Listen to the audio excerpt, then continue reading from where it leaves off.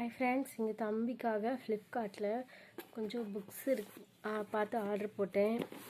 அது எப்படி இருக்குன்னு பார்க்கலாம் வாங்க. இதை ஓப்பன் பண்ணி பார்க்கலாம். பாருங்கள், பிரிச்சுட்டேன்.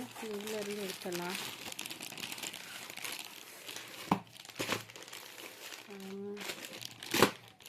இதுக்கு ஒரு கவருக்கு இதுவும் பிரிக்கணும் போல். அப்போ பிரிச்சுட்டேன். என்னப்பா கவருக்குள்ளே கவருன்ட்டு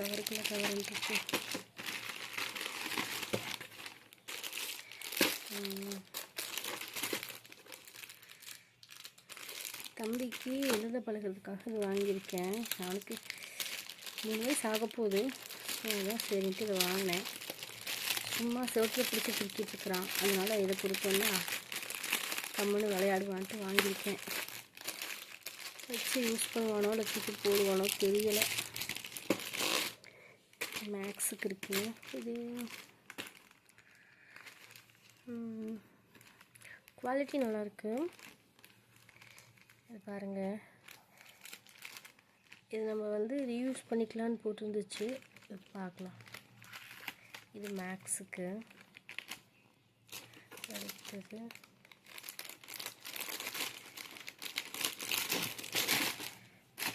இது நம்பர்ஸ் 0, 1, 2 இந்த மாதிரி நம்பர்ஸ்க்கு. 7, 9 வரைக்கும் இருக்குது. அவ்வளோதான். அதுக்கடுத்து இங்கே பார்த்தீங்கன்னா நிறையா இருக்குது. ஓகேவா? 2வது புக்கு எடுத்து 3வது ட்ராயிங். நிறையா இருக்குது. பரவாயில்ல. குழந்தைங்க மொபைல் பார்க்கறதுலேருந்து கொஞ்சம் காப்பாற்றிக்கலாம்னு நினைக்கிறேன். ஆனால் இது கரெக்டாக அவன் செய்யணும். அதோட சேர்ந்து இருக்குது. பாருங்கள், இதுக்கெல்லாம் கலரிங் பண்ணி நல்லாயிருக்கும். அடுத்து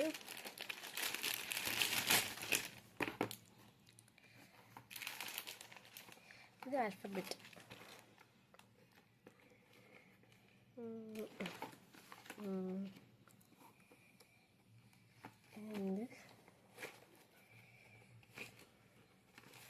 ஓகேவா? இந்த மாதிரி 4 புக் இருக்குது.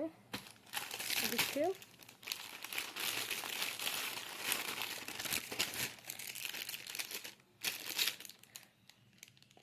பென் இருக்குது. ப்ளஸ் பார்த்தீங்கன்னா கை பிடிச்சி எழுதுறதுக்கு.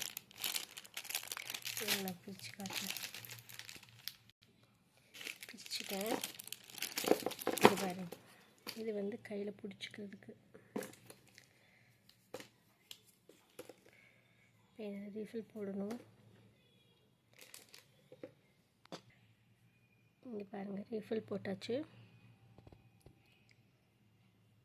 அதனால் இது ஃபிஷ் மாதிரி இருக்குது பார்க்குறதுக்கு.